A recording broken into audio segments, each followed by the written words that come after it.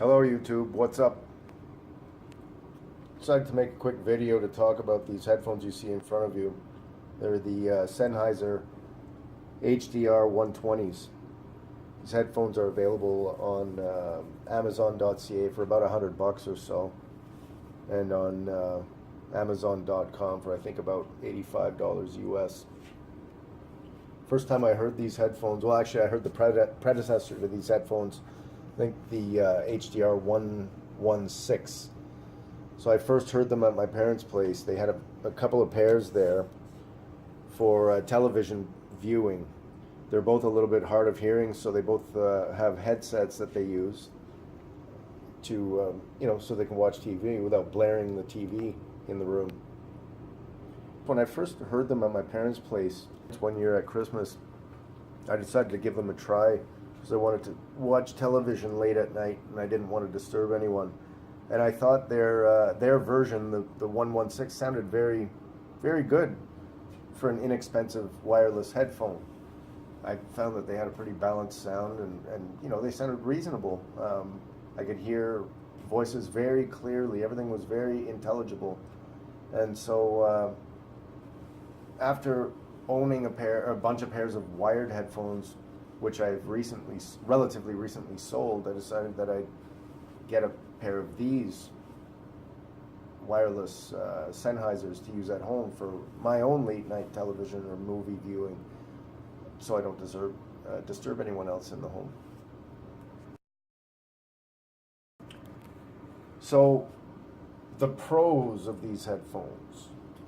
First thing is you can get these wireless headphones for, like I said, $100 Canadian or $85 US. Another of the pros is that they're wireless, obviously, so that's one of them. The headphones themselves have a volume control on them and a tuning dial, as well as an on and off switch. So everything is controllable from the headphone itself while wearing it. They actually come with rechargeable batteries, which you can see right here.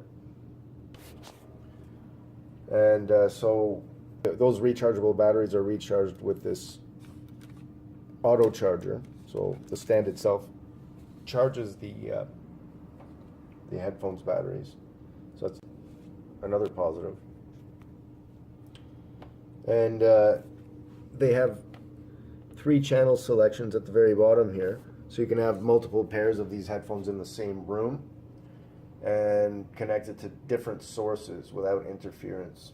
So that's another positive.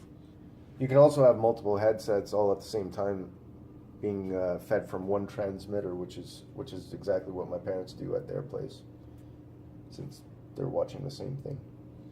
The cons that I can tell you about these headphones. There are a couple of them.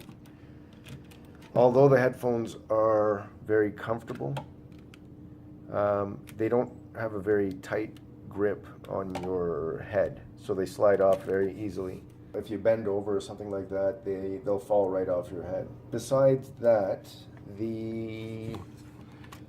at the back where you plug the cables into the base, it's a little bit awkward to get in there. So I would consider that a negative. Another thing that I've noticed on this 120 model, and I didn't notice it on my parents' 116s, but there seems to be static. There's always a little bit of static in the background when listening, even once it's properly tuned in. Now, this could be a couple of things. It just could be interference here. I live in a big city, and I live in an apartment dwelling, so who knows what kind of signals are floating around. On the other hand, my folks live out in the country in the outskirts, and so their wireless signals doesn't have any interference.